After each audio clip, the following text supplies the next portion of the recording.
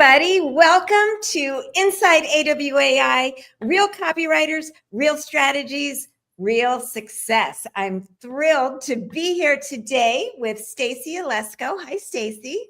Hi, Katie. Thanks so much for having me.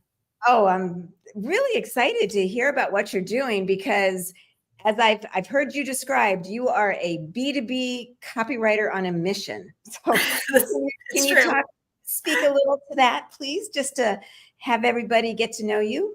Yeah, absolutely. So I, like you said, in B2B, I work with impact-driven brands. So I like to say good people doing good things, which is kind of my mission to help amplify the impact that they're already making.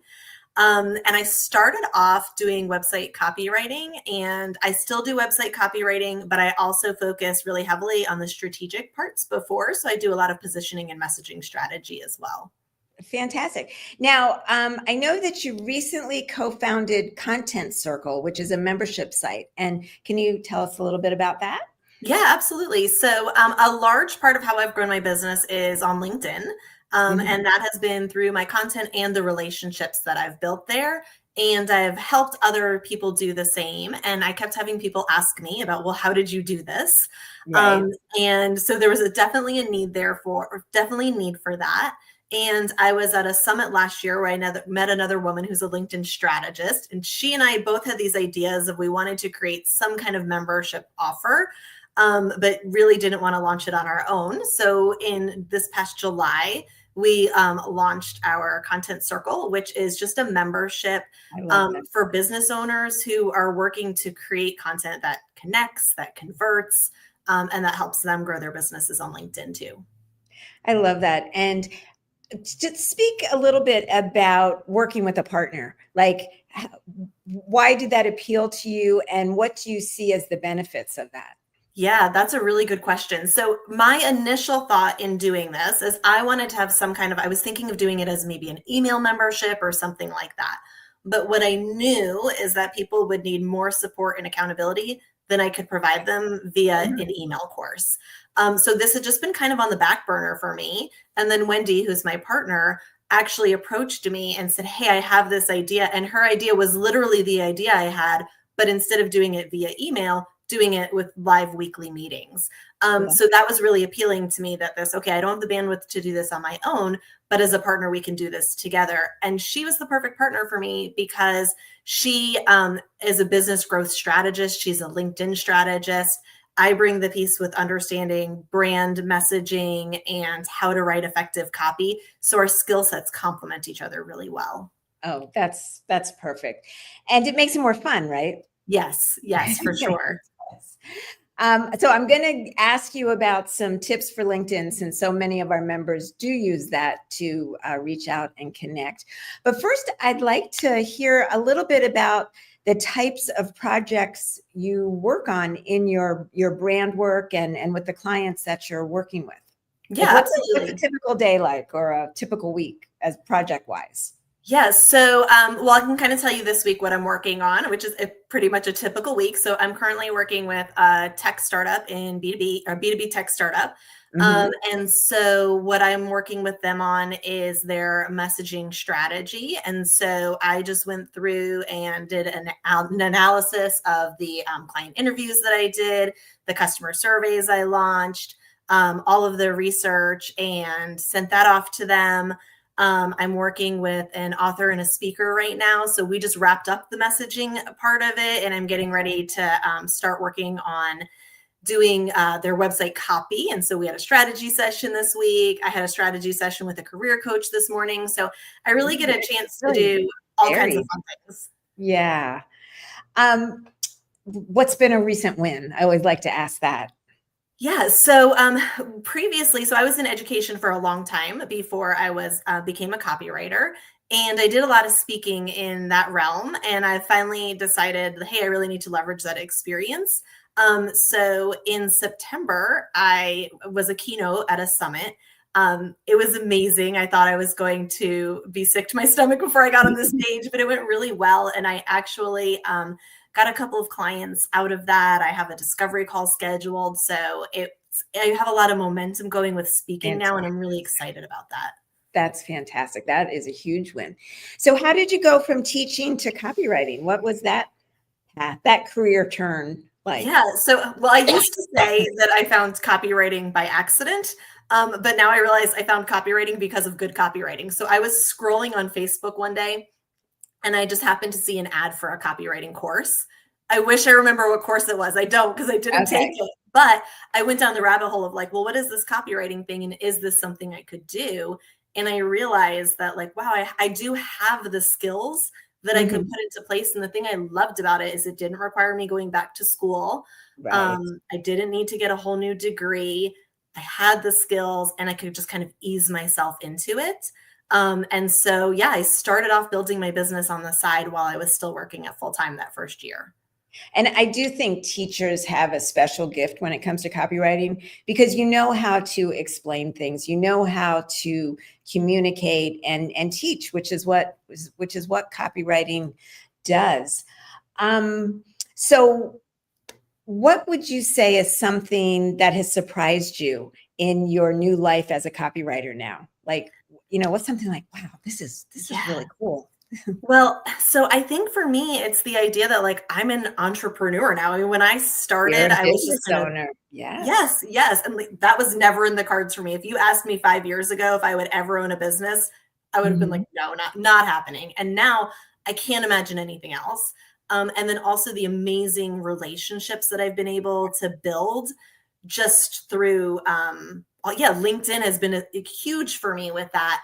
But also the networking I've done, and like I've just built this really amazing community around me, and I love that.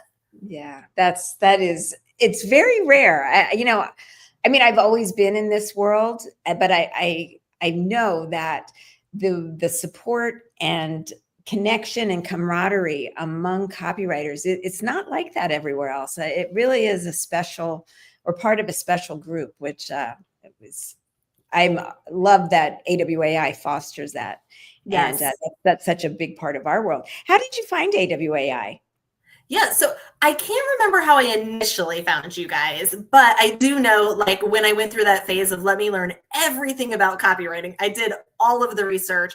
I was like downloading everybody's freebies, all the lead magnets. Mhm. And so I believe that that's how I first came, found out about you guys. And then when I had kind of exhausted that and realized like, okay, maybe I need something a little more strategic here, Right. I took the method. That's only like the first copywriting course that I purchased, The to AWS. really just learn those foundational skills and went through that. And then I also did Elise's, like I think it was the 21-day LinkedIn Yes, challenge in which is conjunction. LinkedIn, which we're gonna get to, yeah. Yes. So how did you find your first client? Was it on LinkedIn? No, so it's funny because I keep mentioning Facebook a lot, which I'm not on. I'm not on Facebook often, but it was through Facebook when I decided, like, okay, I'm ready to do this. I reached out. I just posted on Facebook, like, hey, this is the thing that I'm doing now, FYI. And my husband's friend happened to see it. She That's the sent way me a it message. happens. Yes. Yes, and it was like that day she sent me a message and she said, "Hey, I know somebody who needs their website copy redone. Can I connect you guys?" And I was like, "Absolutely." And so she connected us and I had the first contract signed in like a week. I mean, I was pinching myself because I know that that is not, Well, typical, it's but not it's not it's not we can't guarantee it, but it's not the first time I've heard it. But it can happen that quickly because people need their websites redone. They need emails. They need this type of writing that yes. helps their businesses grow. And when they have the opportunity to speak to somebody that can help them, they jump at it. So how did you transition from that into B2B? Um I don't really know like how it evolved. I think so the first client that I took, he was an acupuncturist. And so that was, not B2B. I think Mhm. I just started figuring out like who are the clients that I love to work with. I just started playing around. I don't really know. I can't pinpoint. That's a really good question because now I'm curious about how that came Yeah, about too. just Um, evolved organically. yeah, I think it did. And I love that space. I think that there's such a misconception in B2B about like you're speaking to a human, there's still a decision maker on the other side of the screen, and you still have to tap into their needs and what they're really wanting to do. And so I think for me, I saw it as kind of a challenge to do that. Yes. Yeah. And I'm sure it brought out the teacher in you as well. Yes, for sure. Okay. So I know we've touched on LinkedIn. So I'm going to ask you for some LinkedIn advice for folks that are watching us, as well as just some general career advice. But let's start with LinkedIn. Okay. What do you see copywriters doing right, and what do you see them doing wrong on LinkedIn when they're looking for potential customers, prospects? Yes. So I think initially a lot of people use it kind of as this like job search tool, right? Like, let me put my stuff out there as a billboard and they will find me and they will come. And, I think that they post a lot and are maybe not building and cultivating some of those same connections. I also see, and I've talked to so many copywriters that are so hesitant to post anything at all because, right, what we do is writing. So it feels really deeply personal to put your content out there. And so then just so many people have a tendency to not do it, right? Or just, yes, exactly. Or they repost other people's content. So my advice always is like, your content might not be that great to start with. Mine wasn't, but like post it anyway. Right. It's that's the greatest thing that I learned from Elise is like LinkedIn is your playground. Experiment. Right. It's a post. It's not that serious, even though it feels that way. I get that. And just figure out what works, what resonates. And so I think that that's really great. And then treat it like a networking tool. It's not, I don't think of it like other social media. I really think when I go to a networking event, how would I engage with people? And how can I do that on LinkedIn? Yes. Purposeful. I'm having a hard time saying that. And and I always just think it's all about contributing to the conversation in a positive way. How can you add something that's of value that people will resonate with in some way? So so that's exciting. Okay, so now how about just some overall career advice, something that you've learned along the way now that you wish you knew sooner, or it's just like such an aha moment you want to get it out? Oh goodness. I would say a big turning point for me was I was at a summit and I heard a speaker say something that I love and I have it written down and stare at it every day. And it's win ugly. Win ugly. Yes, I have a tendency to be bit of a perfectionist. There we go. Which, for me shows up as procrastination a lot of times. And he really just talked about this idea of like winning ugly, like what I was talking about. Your content might not be great. Put it out there. Maybe you don't have the prettiest proposal or you're not delivering the product, in this beautifully branded slide deck. It's okay. Like you can grow and adjust and learn. And sometimes you just have to win ugly and do it anyway. And that really resonated. Yeah, I love that. And again, it's that whole getting started. It's that whole, good is better than great kind of, all that, all those voices that are in your head that are stopping you from doing that action is overcoming them. I think that helps. That's a good little catchphrase to help you overcome that. Yes. And what you said just reminded me too. I read this recently and it very much spoke to me. And it's something that I wish I had, seen when I very first started is don't tell yourself no. Let other people tell you no.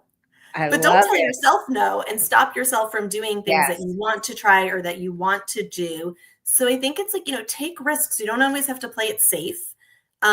Take strategic risk, right? Like you still have to be careful and think about your business as a whole, but put yourself out there, go for the things, like dream big, because you're never going to get where you want to go if you're not just you don't have these big visions of getting there. Love that. That is very solid advice. So thank you for that.